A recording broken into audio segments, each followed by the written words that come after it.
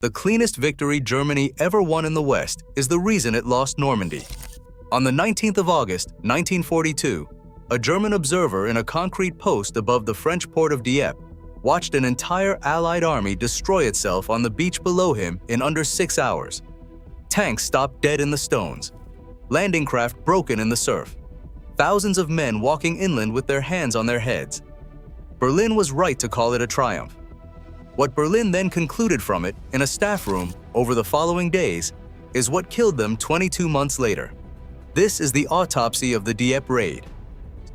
Start with why anyone came. By the summer of 1942, the pressure on London had become almost unbearable.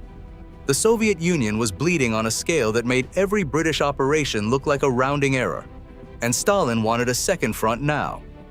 The Americans, newly in the war, wanted to invade France as soon as possible. Britain had neither the men nor the landing craft to do it, but it needed to show something. There was also a technical question underneath the political one, and it was genuine. If you are going to put an army back into Europe, that army needs a port. Ships have to unload somewhere. So could you take a defended port straight off the sea? In March, a raid on Saint-Nazaire had rammed an explosive-packed destroyer into the dry dock and wrecked it, at the cost of a third of the commandos involved. That looked like proof of concept. The plan that emerged, run out of Louis Mountbatten's Combined Operations Headquarters, was to seize the port of Dieppe, hold it for a few hours, take what could be taken, wreck what could be wrecked, and leave.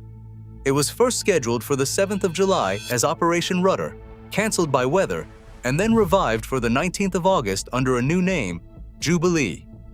Over 6,000 men sailed, the great majority of them Canadian, an army that had sat in Britain for nearly 3 years without a battle and was desperate for one. They brought a regiment of Churchill tanks, and they were going straight at the harbour. And then, before a single man reached the beach, the plan was already dead.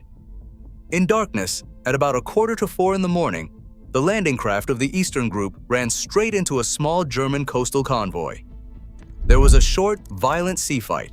It was heard on shore.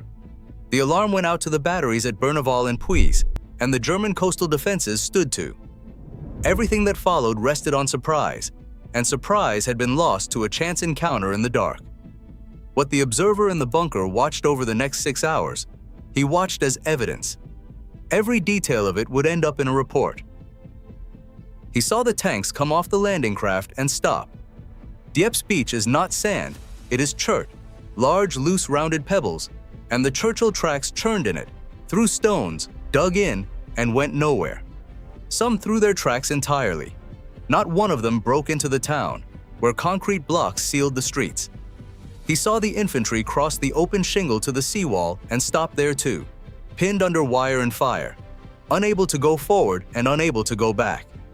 He saw the men at Puys, landed late into a small cove overlooked by machine guns, ceased to exist as a fighting unit within minutes. And above all, he saw the shape of the thing.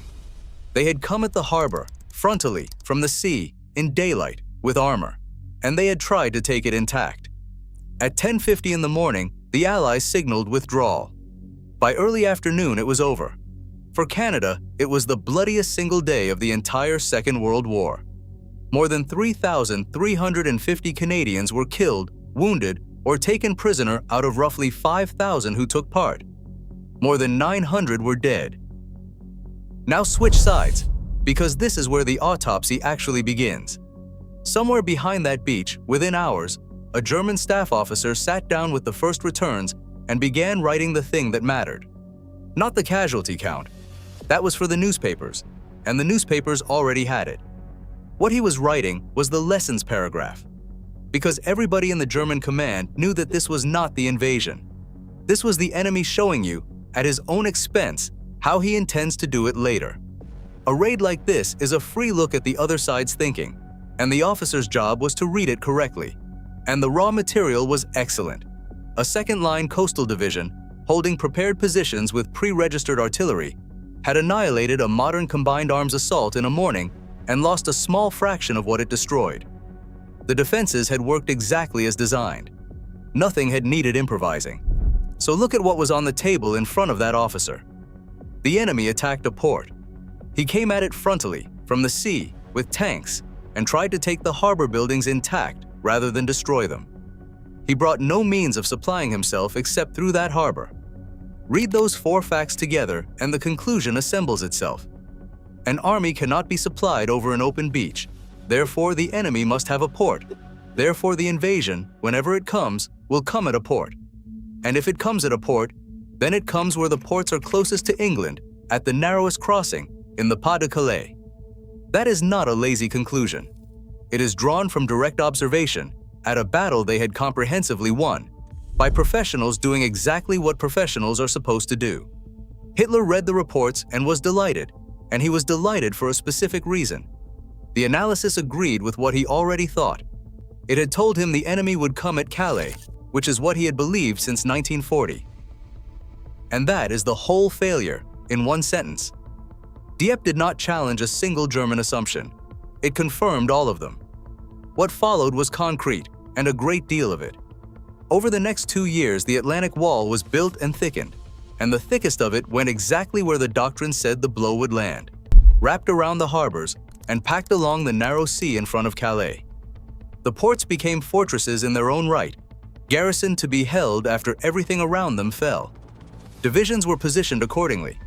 And Normandy, long beaches, no major harbor therefore, by the logic of Dieppe, not a serious threat, got what was left over.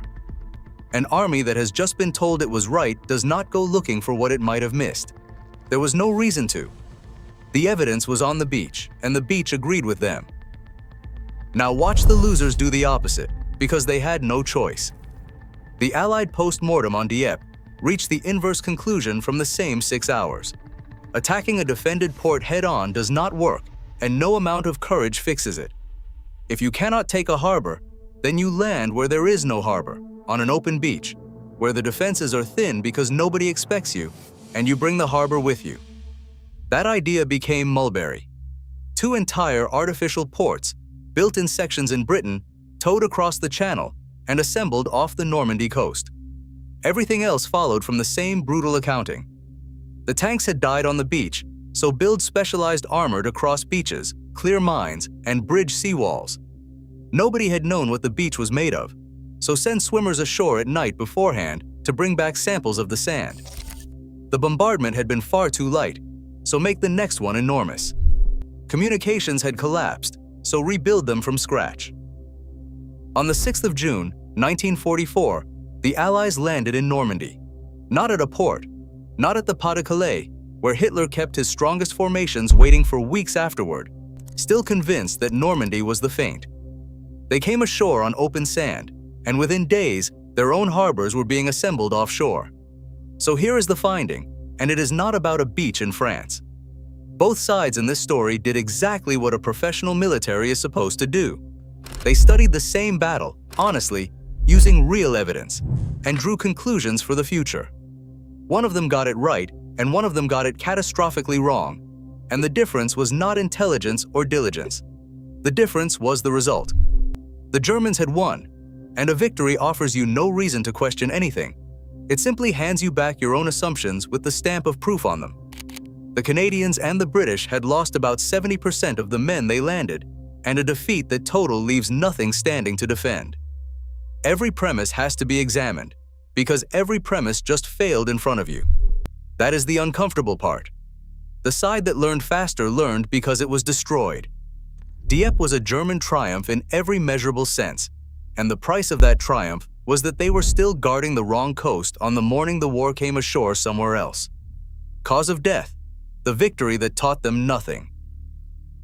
If you want more autopsies of history's worst military decisions, subscribe to Battle Autopsy. Thanks for watching.